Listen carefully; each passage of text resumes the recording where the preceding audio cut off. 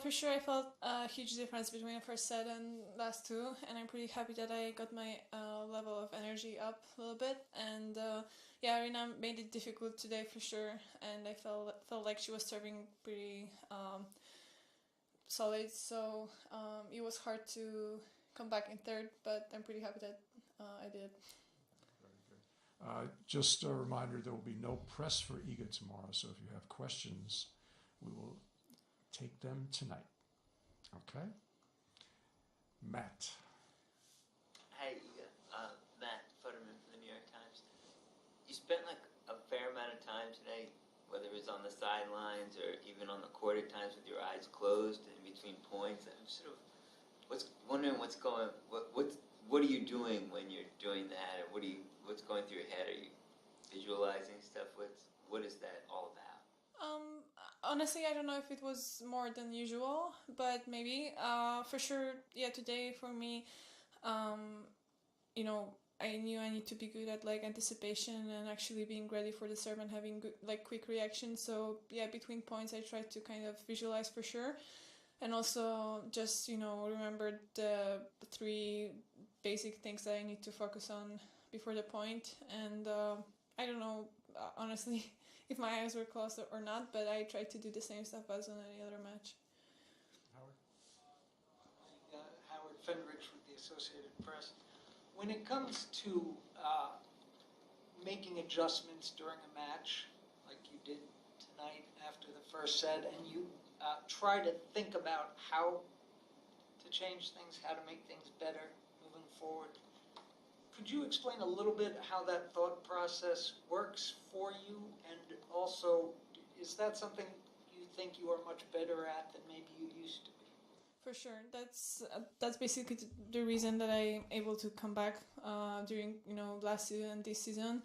And yeah, well, earlier I felt like my emotions kind of were taking over, and I was panicking a little bit when I was losing. So for sure, I grew up. I also learned a lot, and the work that I with Daria for sure helped. And yeah, right now it's just easier for me to actually logically think what I can change, and I feel like I have more skills to do that than just one type of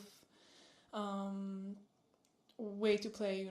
So I'm pretty happy that it changed, because I think that's basically the most important thing on the highest level. You go with that? Hi Iga, congratulations. Rima from yoursport.com. Iga, you haven't played ONS too many times to say that it's a whole rivalry, but it's a budding rivalry, and I'm wondering, how do you describe it? What kind of challenges does ONS pose for you, and just your relationship on and off court? Well, I mean, there are a lot of challenges, because she's a really solid player, and she's second in the race right now, and Wimbledon final, she didn't get points for that, but it shows how much progress she has done. So she has different game style than most of the players. She has a great touch, so all these things mixed up. Yeah, she's just a tough opponent, so that's why probably our matches are always kind of physical and really tight, even though the scores maybe, I don't know what was the score in Rome, but I remember it as a really tight match anyway, because there were a lot of ads, I think. So she's just a tough opponent, and she fully deserves to be in the final. So I think it's going to be a great battle. Brian? Brian Mahoney from the Associated Press. You obviously gotten to play a bunch of matches now in the big stadium. Wondering, have you gotten used to the noise? Obviously you have a lot of fans who make a lot of noise, but also there's, airplanes you can hear, and some people say they hear trains on Armstrong. Have you noticed all that, and does it take a while to get used to? I did, for sure. I didn't know actually if, because you always, when you talk about this stadium, basically players are talking about the noise, and that is totally different than on any other slam. So I didn't know if I would be, so focused to handle it. But actually, these two matches proved that that my level of focus is so big that I can do that. So I'm pretty happy about that. But still, I heard it today. But it just, even when I was noticing it, I didn't want to kind of focus on that. I just, let it go, kind of the thought or the the noise, and I think that's the best way to handle it. So yeah, but yeah, we can hear it for sure. Court. Courtney Nguyen, WTA. Just, after that second set, 6-1, and seemingly kind of having that momentum getting broken right away and falling behind 2-love, what were you telling yourself that you needed to do through that final set? And it seemed very methodical and very clear within, I don't know, watching you, kind of what you were trying to do. But can you just articulate that? Honestly, I knew I have nothing to lose, basically, and I feel like Arena served pretty well today, better than on our other matches. So I think just mentally, maybe these 2 games that I lost kind of helped me to get back on ground and realize that I still should have low expectations, even though the second set was pretty dominant. So I tried to actually, I don't know, I think I backed out a little bit maybe on return, but I just went all in, and this time it actually gave me a lot, and the balls that I played went in, so I'm pretty happy because I feel like we were both kind of sometimes risking, because the pace was really, really high. So yeah.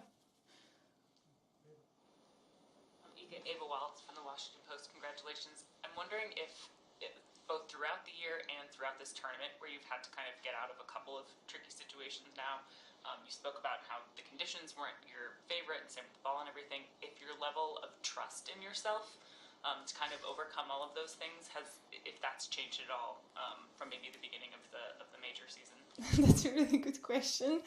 I feel like my level of trust should be for sure higher, but still, yeah, I'm that kind of person who's not yet trusting myself.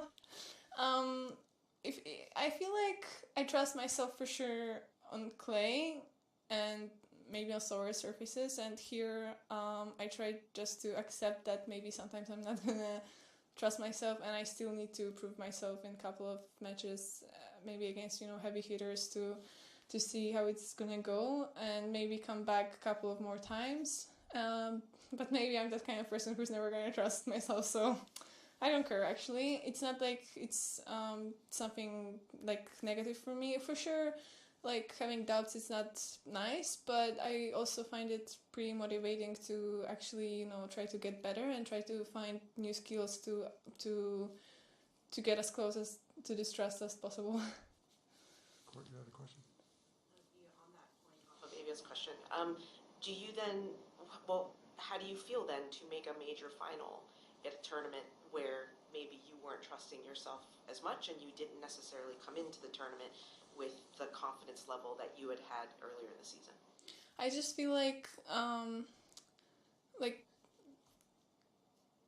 the work that I did pays off, and I feel like even though I lost in Toronto and Cincinnati pretty early, you're gonna kind of have your chances, and you have to be ready during that time to actually use them and not be held on